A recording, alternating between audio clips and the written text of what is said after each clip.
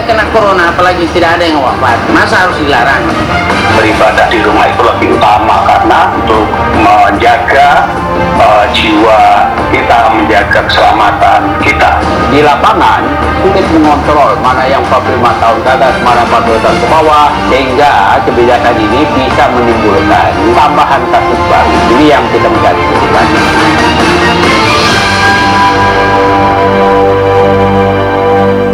Beberapa wilayah di Indonesia masih menjalankan PSBB atau pembatasan sosial berskala besar jilid kedua. Salah satunya adalah DKI Jakarta yang memulainya lebih dulu. Dalam perjalanan PSBB yang dilakukan, pemerintah kemudian menggaungkan juga relaksasi PSBB. Seperti apa relaksasi PSBB yang dimaksud? Bagaimana masyarakat menjalankan PSBB di akhir PSBB jilid kedua dengan tambahan relaksasi itu sendiri? Seperti apa potret nyatanya? Seperti apa fakta di lapangan? Kami akan sajikan dalam episode kali ini bersama saya, Bagus Manisang. Berserah, lo tuh kebal corona. Berserah, kebal sekeluarga. Berserah, ibu bapak semua. Berserah, gua ikutin aja. Tiba-tiba PSBB dilonggarkan, kendaraan udah mulai mau penuh di jalanan. Tiba-tiba undang-undang diterbangin. Saya dari Kelurahan Johar Baru dan kita akan melihat bagaimana masyarakat menjalani PSBB yang mungkin sudah tinggal beberapa hari lagi di tahap kedua ini, akan habis di tanggal 22 Mei. Tapi kita lihat bagaimana mereka tetap komitmen untuk menaatinya dan apa yang akan dilakukan oleh para petugas di tahap kedua akhir kali ini untuk terus memperketat PSBB.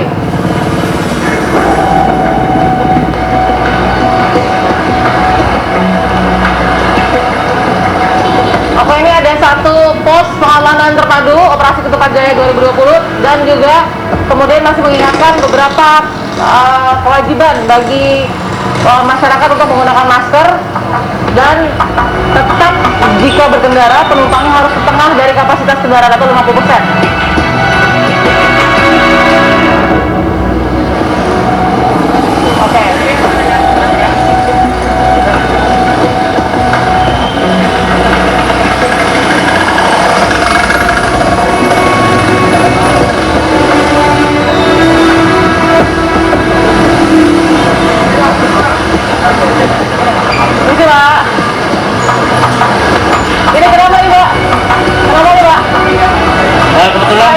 Kedapatan Bapak ini tidak menggunakan masker pada saat keluar rumah.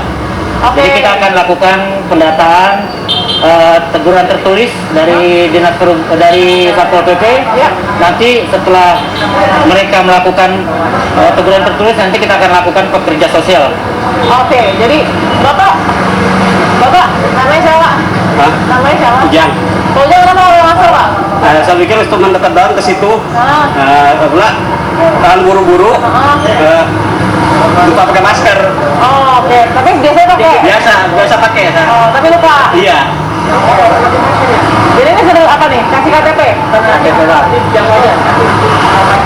Halo Mas, namanya siapa Mas? Reza Lesmana. Siapa? Reza Lesmana. Kenapa nggak pakai masker Mas Reza? Buru-buru. Dari mana? Mau kemana? Dari Terat Tinggi. Tadi rencana mau nyari kolak doang. Oh, mau nyari takjil aja buat Iya. buka puasa. Kenapa nggak pakai masker? Buru-buru. Tapi ada maskernya? Ada. Oke. Karena udah melanggar, maka akan ada sanksinya ya. Sanksinya berupa membersihkan fasilitas umum. Ya. Kalau untuk denda sekitar 100 sampai 250.000. Tapi untuk saat ini kita akan memberikan sanksi yaitu membersihkan fasilitas umum seperti jalan, seperti yang dan seperti kelembagaan lainnya. Jangan usah pakai kopi. Jadi kita, iya apa Pak? Jadi harus apa Pak? Nanti kita suruh bersihkan jalan. Pakai masker nggak nih sekarang? Pakai masker? Ini nanti kita akan diberikan masker dulu. Oke. Bagi yang terkena pekerja sosial nanti kita pakai masker, silakan pakai. Jadi pakai Kita gunakan.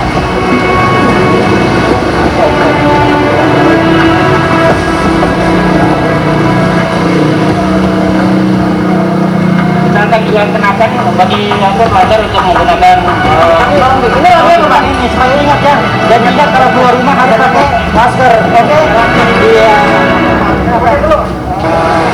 Kita memberi pesan kepada masyarakat yang memang menjamin kepastian terhadap mereka yang sudah pakai masker dan yang tidak pakai masker kita pisahkan dan mereka akan kenakan semacam edukasi, bukan penghukuman. Kalau selalu diingat ya. Coba kita lihat belakangnya apa sih tulisannya, Mas?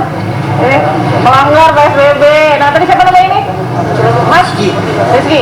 Gimana nih sekarang? Jadi pakai rompi ini karena jadi pelanggar PSBB baru pertama kali. Baru pertama kali. Kenapa? Kan pakai masker mudah tinggal dipakai aja gitu. Ketinggalan lupa di rumah. Saya ketinggalan lupa. Bu guru tadi mengambil gerobak. Oh, mau ambil gerobak. Oke. Memberikan pekerjaan yang mungkin tidak sulit, yaitu menyapu atau membersihkan jalanan yang ada di depan Pasar Johar Baru. Tapi ada efek jerah, diberikan rasa malu di situ agar mereka tidak mengulangi lagi. Kita lihat seperti apa ya.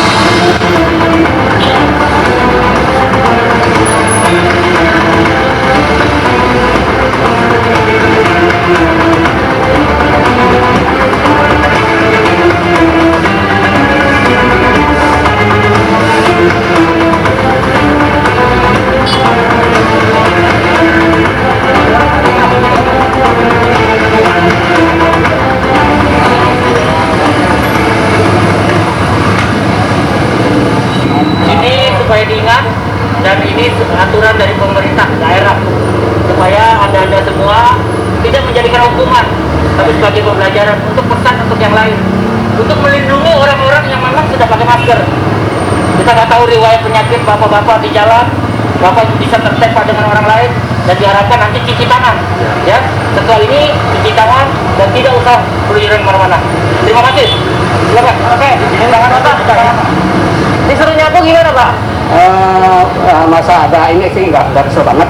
Ini malah bagus untuk perkembangan kita juga, perbaikan kita juga. Semoga lebih tingkatan lagi lah, jangan sepele gitu. Jadi tadi Bapak sebenarnya mau deket aja ya? Iya, tadi pakai putus itu. Iya, gara-gara ini aja Pak? Iya. Nah, jadi gimana? Ya, nggak akan saya ulangin lagi deh. Baik, makasih Pak. Oke. Masnya, Mas Reza, gimana dari disuruh nyapu? Seneng aja. Seneng aja? Oh, jadi maksudnya mau lagi? Iya juga. Oke. Maksudnya harus ada hukumannya. Jadi orang yang nggak tahuan pakai masker ini jadi pikir lagi, saya pakai aja deh. Itu untuk yang malu. Iya. Tadi padahal Mas Reza deket aja ya? Dekat sih. Sebentar harusnya kan? Iya. Harusnya cuma gara-gara nggak pakai ini aja. Jadi lama tadi. Akhirnya nyapu dulu. Iya. Ada rasa malu atau ya udahlah ini memang sudah. Ada sih, ada rasa malu, tapi nggak Oke. apa-apa. Nggak apa-apa ya, karena kesalahan. Kesalahan. Diulangi ya kira-kira? Oke, baik. Makasih Mas Reza ya. Hati-hati di jalan, jangan lupa maskernya. Kita lihat lagi bagaimana tim gabungan, baik Satpol PP dan juga Dinas Perhubungan ya. Kita lihat lagi.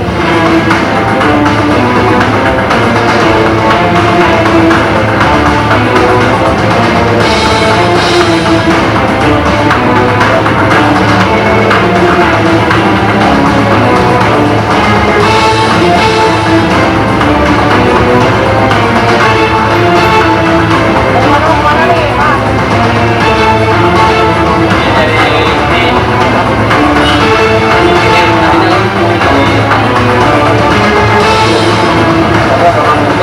Masker.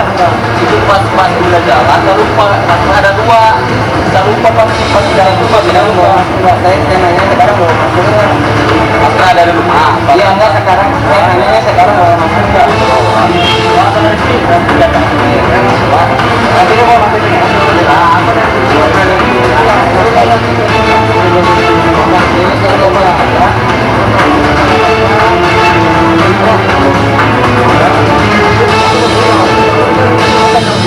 Mas ikut dulu. Jadi lupa tadi ya Mas ya? Lupa maskernya. Iya lupa. Oh, oke, yaudah. Kalau lupa ikut. Kan tadi niatnya kan nyari sini, nyari bingkai, bukan nggak kesini, nggak ada di situ pada nutup. Iya, iya, oke. Baik. Kemana-mana. Nah, jadi yang kita lihat dari Kelurahan Johar Baru, ini kan tim gabungan Satpol PP, TNI juga ada di sub juga ya, yang punya checkpoint, paling tidak ada checkpoint. Mungkin berbeda dengan PSBB di awal, ketika Satpol PP dan juga tim gabungan ini lebih memilih untuk menggunakan transportasi dan kemudian berkeliling begitu. Nah, yang di PSBB tahap-tahap berikutnya terlihat sudah lebih konsentrasi di satu titik dan memperbanyak titik checkpoint dan langsung kemudian menindak mereka-mereka yang melakukan pelanggaran dengan sanksi sosial seperti menyapu jalanan, memakai rompi dengan tulisan pelanggar PSBB untuk memberikan efek jera dan efek malu begitu yang kemudian bisa membuat para pelanggar ini tidak melakukan lagi dan memberikan contoh juga kepada yang lain. Efektif atau tidak dirasakan oleh masing-masing individu yang melihatnya. Kita berharap PSBB ini bisa dipatuhi hingga batas yang ditentukan. Kita akan tunggu fakta berikutnya.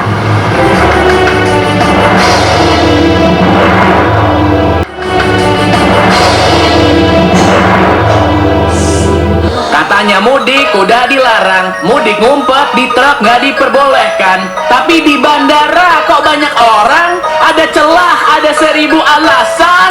3 bulan di rumah ngadu kopi dalgona, itu ngaruh apa cuma sia-sia? 3 bulan di rumah tiktokan sampai gila, itu ngaruh atau cuma sia-sia? Terserah, terserah, lo mau apa ya udah. Terserah, terserah, gua ikutin aja. Terserah, terserah, ya udah mau gimana? Terserah, terserah, gua ikutin. Bagaimana pemerintah melihat imbas dari terminologi relaksasi yang dipilih oleh pemerintah dilakukan dalam fase akhir PSBB jilid 2 ini? Saya harus berbincang dengan tenaga ahli KSP. Ada Bang Ali mau terangkan. Assalamualaikum Bang. Ya. Waalaikumsalam.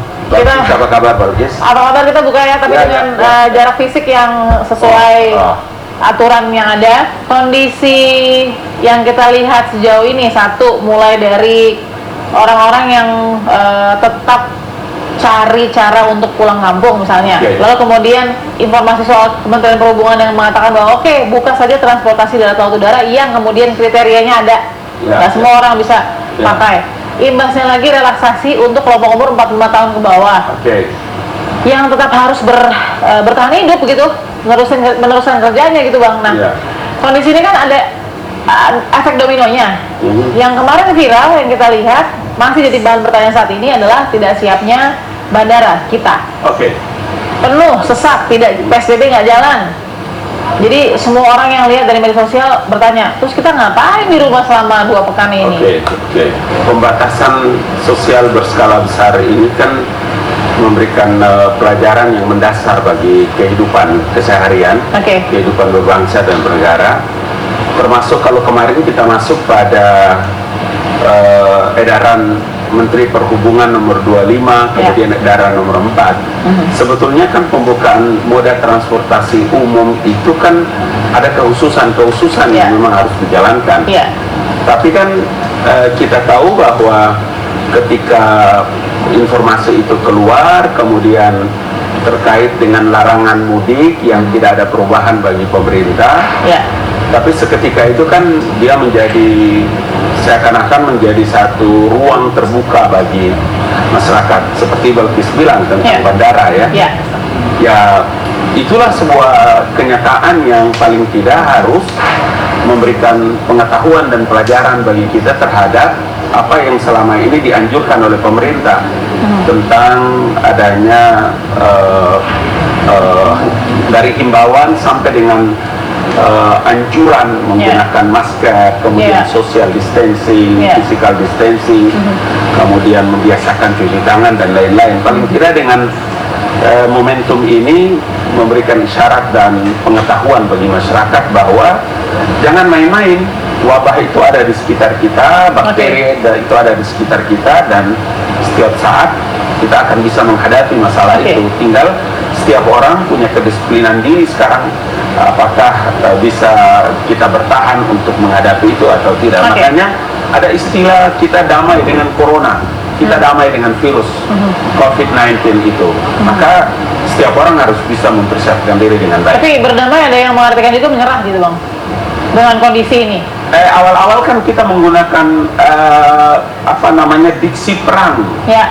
Perang, kemudian melakukan perlawanan, ya kan? Artinya, tapi belakangan kan Bapak Presiden menyampaikan satu informasi penting kepada rakyat Indonesia bahwa kita mesti berdamai. Maka berdamai itu kalau ada diksi antara perang, diksi dengan berdamai, maka kita harus mempersiapkan diri dengan segala kemungkinan yang akan terjadi dengan kita. Makanya kenapa pemerintah, Presiden harus terus menghimbau sampai pada kami mengambil keputusan. Presiden mengambil keputusan untuk melarang mudik. Kita masih lihat bagaimana kurvanya kan landai. Ya, kalaupun kita belum tahu ini akan meredanya seperti apa, kan Pak Presiden kita sudah kasih target. Ya. Bulan Juni atau at least mungkin Juli akan harus selesai, angkanya ditekan. Dengan kondisi seperti ini, Abang optimis nggak target itu masih bisa dicapai? Atau ini kayaknya masih akan lebih panjang lagi? Kita optimis ya. Ramadan itu adalah menurut ketentuan aturan agama itu saking panasnya itu Ramadan sampai menghanguskan dari akar katanya ya. Karena itu juga kan kalau dilihat dari perkembangan situasinya kan setelah Mei masuk Juni itu kan waktu panas banget. Itu sebabnya ya kita berdoa kepada Allah Subhanahu wa taala bahwa target-target yang dikemukakan oleh Bapak Presiden itu benar-benar terijabah oleh Allah Subhanahu wa taala. Doa dari banyak orang untuk republik ini sehingga kita bisa segera kembali dalam situasi yang normal, hidup seperti biasa dengan satu kedisiplinan baru yang diajarkan oleh Corona. Itu loh. Kita masih banyak PR, terlalu banyak PR untuk menjalankan. Kita banyak pelanggar masih. Jadi bagaimana kita harus menarik benang merah dari PSBB ini? Apakah kita akan bicara soal tahap ketiga? Karena 22 Mei sebentar lagi. Apakah kita akan bicara tahap ketiga atau kita akan melepaskan PSBB itu, yang di mana tuh prediksi yang terlihat? Ada dua hal yang kadang jarang kita mengambil satu kesimpulan. Kesimpulan yang pertama begini ya. Wilayah Indonesia ini kan sebetulnya geografis yang berbeda dengan wilayah-wilayah lain. Karena tata cara di Vietnam, tata cara di Malaysia, kemudian di China sendiri dan di negara-negara lain, cara penanganan COVID ini kan memang berbeda-beda. Sama seperti kita di Indonesia. Indonesia ketika banyak orang mendesak Presiden untuk melakukan karantina wilayah atau lockdown, beliau tidak melakukan itu. Beliau memilih untuk karantina, melakukan PSBB. Itu artinya apa? Itu artinya bahwa pertama karena penduduk kita luar biasa banyak. Yang kedua sebaran wilayahnya sangat luas. Sehingga langkah ini harus dilakukan. Yang kedua, kita tahu bahwa ketika pemerintah mengajukan semua pelarangan, maka ada skim yang dibuat oleh pemerintah terkait itu dengan adanya bantuan ini, bantuan sosial, bansos, kemudian skim BLT dan lain-lain sebagainya. Dua hal ini yang menurut saya, kalau kita sudah masuk pada periode kedua, tahap kedua ini selesai, saya percaya bahwa dengan izin Allah satu kesadaran besar yang sedang dilakukan oleh pemerintah, kemudian itu mengena kepada masyarakat, sehingga yang paling penting adalah kita harus kembali kepada satu sistem nilai, kemampuan dan disiplin diri kita dalam menghadapi COVID-19. Jadi bisa aja PSBB nggak diperpanjang? Saya kira kalau kita lihat ya, karena kurvanya kan dia juga turun, tapi kan melandai ya.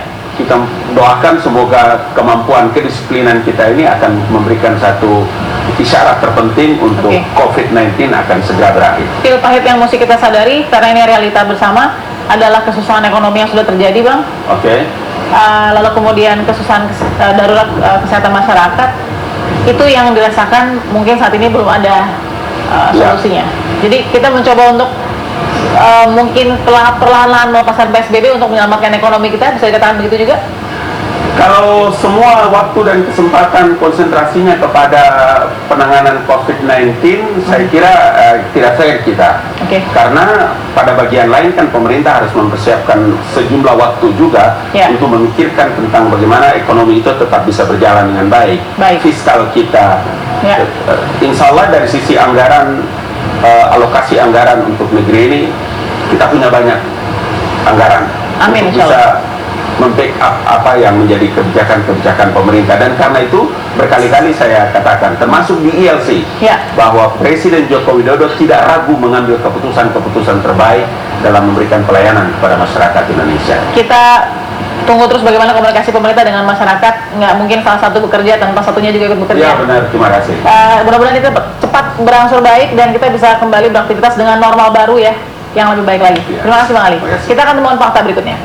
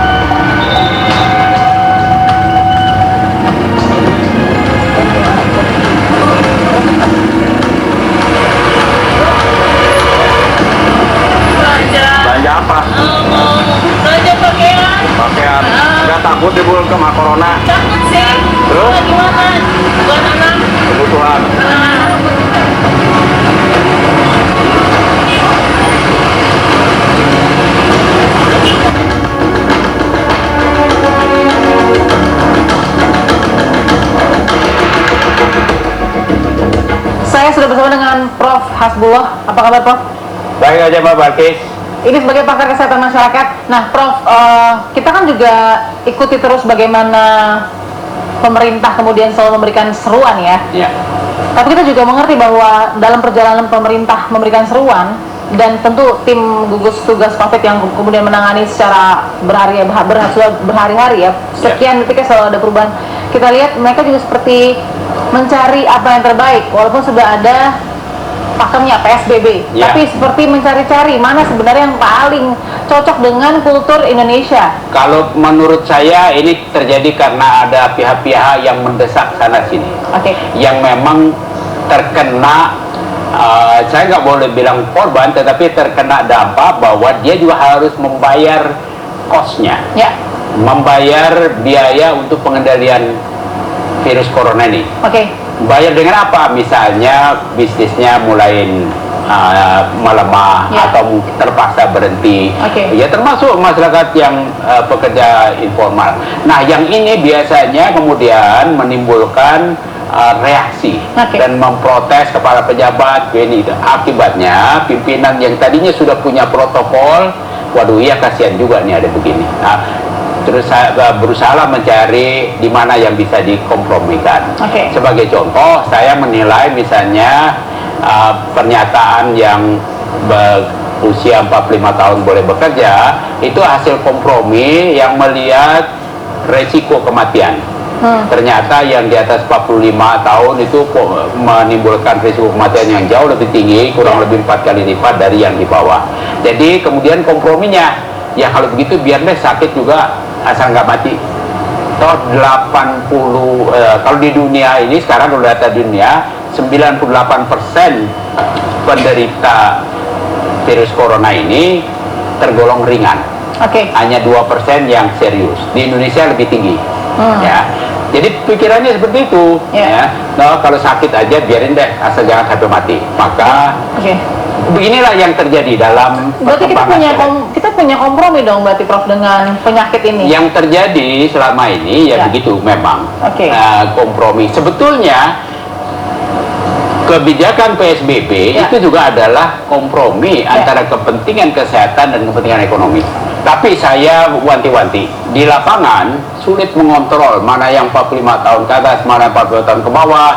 Nanti ada orang ikut-ikutan bergerak lagi, sehingga kebijakan ini bisa menimbulkan ada tambahan kasus baru. Ini yang kita mesti antisipasi. Jadi harus diikutin dengan kontrol dan penegakan hukum yang kuat. Sebelum kelompok umur 45 tahun diberikan kelonggaran, tapi tetap dengan protokol kesehatan yang harus diikuti. Kita tahu soal pulang kampung juga tadinya ditutup, tapi ternyata akhirnya ada lagi penyesuaian karena ada pressure itu.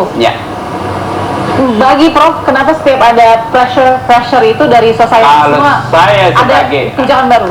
Kalau saya sebagai orang kesehatan masyarakat inginnya dari awal protokol jalanin, tegaskan ya bahwa ada korban quote and quote ya, ada ongkos yang kita bayar dalam bentuk sebagian orang tidak mempunyai income, kehilangan income mungkin kesulitan makan.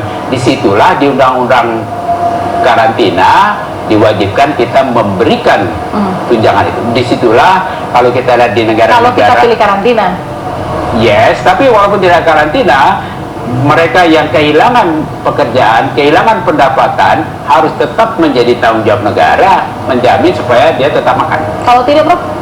Kalau enggak, akhirnya kita mencegah orang mati karena virus corona. Dia tidak mati karena virus corona, tapi mati karena kelaparan. Ya, which is nggak benar juga. Karena di PSBB kan memang tidak wajib bagi pemerintah untuk door to door memastikan semua terima. Yes, tapi itu sudah merupakan bagian dari seluruh kebijakan ya, mengekspansi bantuan sosial, meminta Pemda menambah yang kurang ya. Walaupun di lapangan pasti banyak masalah. Pasti tidak bisa 100% ya, Prof. Ya, kan bisa. Tapi PSBB ini salah satu intervensi yang sudah paling tepat dipilih dengan kondisi Indonesia. Dengan kondisi Indonesia apa boleh buat. So, jadi dengan kondisi seperti ini PSBB jadi pilihan yang utama. Ya. Kita coba ikuti. Boleh buat. Kita coba ikuti nih, Prof. Oke, kita katakan bagian-bagian masyarakat yang tidak memberikan tekanan kepada pemerintah itu kan nurut nih, Prof. sementara mereka yang sudah mulai main mencari celah, memberikan tekanan kepada pemerintah, akhirnya pemerintah buka transportasi darat laut udara, akhirnya pemerintah kemudian memberikan kelompok usia 45 tahun ke bawah untuk tetap bisa. Nanti apa lagi Prof ke depannya yang Prof khawatirkan? Pelonggaran ini bisa menjadi quote-unquote penularan baru. Oke. Ya, transportasi dimulai buka. Nanti yang sektor lain bilang, wah industri ini juga perlu dong. Ini juga banyak orang. Ini nih yang jadi yang saya khawatirkan. Kenapa? Karena membuka entah 11, 10, 5 tetap membuka peluang interaksi berdekatan itu yang sulit dikontrol, dan ini merupakan resiko untuk terjadi penularan. Kalau Pak Presiden tetap belum mengubah, terakhir ketok palunya saya maunya Juli 2020 selesai atau bahasanya mereda, dengan kondisi PSBB yang dengan kompensasi di kiri kanan, menurut Prof itu bisa terjadi atau tidak? Saya khawatir tidak sampai, jadi bisa melewatin itu. Karena kalau lihat kasusnya, ya saya ngamatin perkembangan kasus kita ini kan dari tanggal 2 Maret mulai. Grafik kita grafik melandai, beda dengan di Korea, di Jerman yang cepat, lalu 2 minggu, 3 minggu turun. Kita ini lambat sekali. Nah turunnya ini juga bisa melambat, apalagi dengan kondisi sekarang menjelang Lebaran. Tidak boleh pulang kampung, tetapi banyak jalan menuju Roma. That's it. Ya, saya dapat video yang memantau lewat sinyal mobile phone. Pergerakan orang ternyata terjadi tetap dari kota besar, dari Jakarta ke Jawa Tengah, tetap terjadi. Karena kan bisa dipantau. Nomor HP yang sama, sekarang ada di sini, besok ada di mana, sinyalnya bisa dipantau. Nah ini sebetulnya pemerintah bisa lakukan itu juga. Baik Prof, terima kasih sudah memberikan keilmuannya dan analisnya kepada kami tim Fakta TV One. Kita ketemu fakta berikutnya.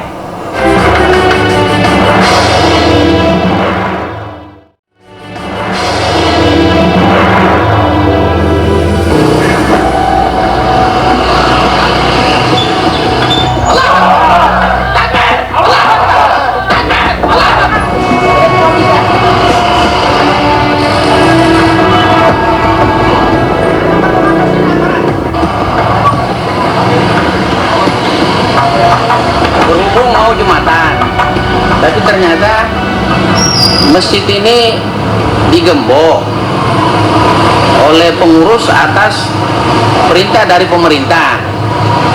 Nah, pemerintah ini kan harusnya tidak menyamaratakan.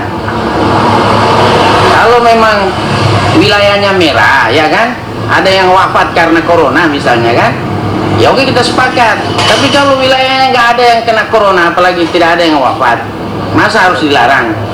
Nah itu terus yang di pasar-pasar sana, di mal-mal, di toko-toko, ya kan, di kantor-kantor apa dan sebagainya, itu kan juga mereka ngumpul. Padahal di masjid ini kan orang sholat 5 waktu itu dia berjarak, tidak ada yang bersentuhan. Kita ikuti SOP daripada peraturan pemerintah kan. Ya, bagaimana pengertian atau definisi atau edukasi yang ingin disampaikan pemerintah soal bahasa relaksasi rumah ibadah dan bagaimana kita juga beribadah selama PSBB yang sudah masuk ke bulan ketiga, mulai dari Maret, April, dan Mei saat ini. Saya sudah terhubung melalui sambungan video dengan Wakil Menteri Agama, ada Bapak Zainud Tauhid. Assalamualaikum Pak Zainud.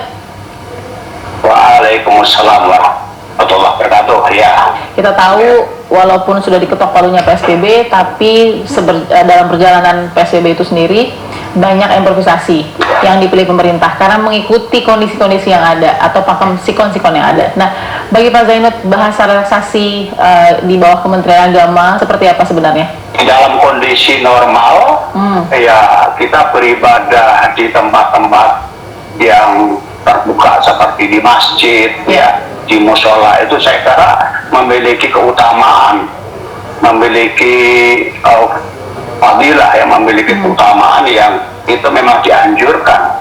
Tapi dalam kondisi adanya wabah ya, pandemi COVID-19 seperti sekarang ini, beribadah di rumah itu lebih utama karena semata-mata tadi tujuannya adalah untuk menjaga jiwa kita, menjaga keselamatan kita, begitu.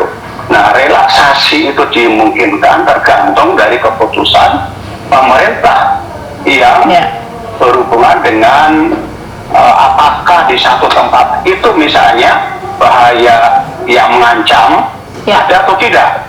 Ya, kalau bahayanya masih ada ya jangan dilakukan relaksasi. Satu contoh mungkin beberapa pekan lalu juga pernah di salah satu masjid ya di Jalan Matraman, Pak. Kita juga tahu begitu mereka sangat sure dan yakin bahwa kita zero case of COVID-19 dan kenapa kita tidak boleh beribadah di sana? Iya, keyakinan itu kan tidak serta-merta kemudian hanya didasarkan kepada asumsi ya.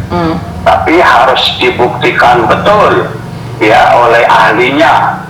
Ya, apakah benar di daerah atau di kawasan itu betul-betul tidak terjadi penularan ya, apakah di daerah tersebut memang belum ada orang yang positif terkena virus corona misalnya.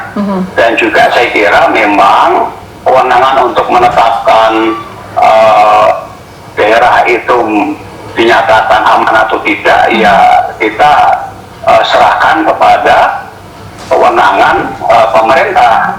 Mungkin yang saat ini sedang menjadi pertanyaan besar ketika bandara juga cukup ramai, Pak.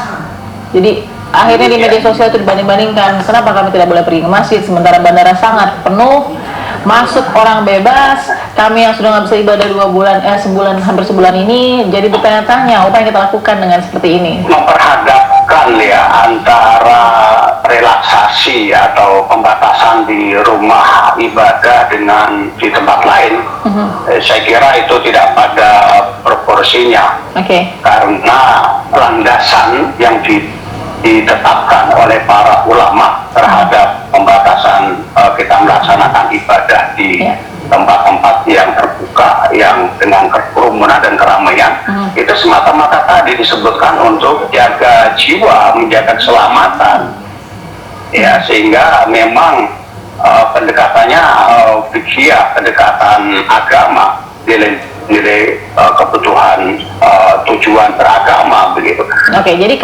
Jadi linear tidak Pak? Kalau secara sederhana masyarakat yang awam begitu ya, seperti memberikan ilustrasi ketika melihat bandara itu ramai, kita bisa nih sepertinya nih sholat id juga dengan jarak atau physical distancing yang disiplin melakukan sholat id bersama-sama. Apa bedanya kami dengan kemudian ramainya bandara? Iya, itu lagi bahwa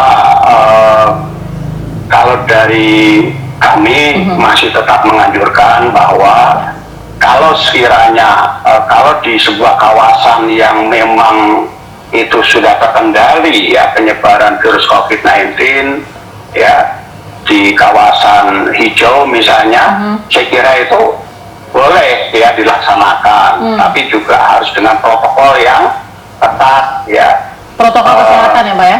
Ya, protokol kesehatan yang ketat ya, misalnya dengan menjaga jarak aman ya, physical distancing, kemudian menggunakan masker ya, dan tidak juga bersentuhan fisik dengan yang lain ya. Saya kira hal-hal seperti itu menjadi keharusan. Tapi juga lagi-lagi itu juga harus dikomunikasikan di sepanjang otoritas setempat yang mengizinkan dan itu menjamin ya bahwa tidak terjadi penularan ya, tidak terjadi yang terpapar ya. Saya kira itu boleh. Terima kasih Pak. Ya, saya kira sehat-sehat selalu Pak. Selamat bekerja kembali dari rumah. Assalamualaikum Pak. Amin. Doa kita untuk semuanya, bangsa Indonesia. Kita akan temukan fakta berikutnya.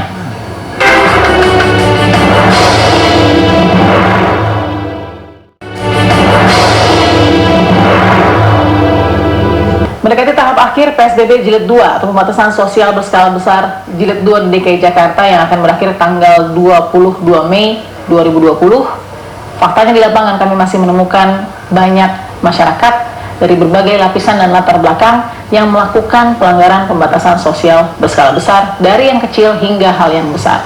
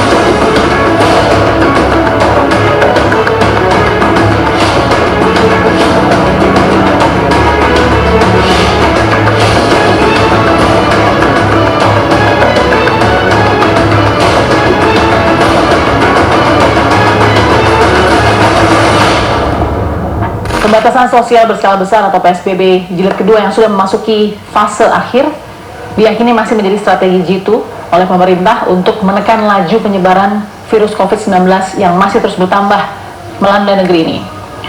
Namun prakteknya di lapangan, kami masih menemukan banyak masyarakat dari segala lapisan yang belum patuh 100% terhadap peraturan PSBB.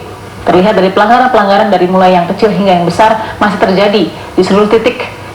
Sementara itu, relaksasi di masa PSBB yang diberikan pemerintah dianggap bisa membantu bagi sebagian sektor yang harus bertahan dalam menghadapi badai corona saat ini.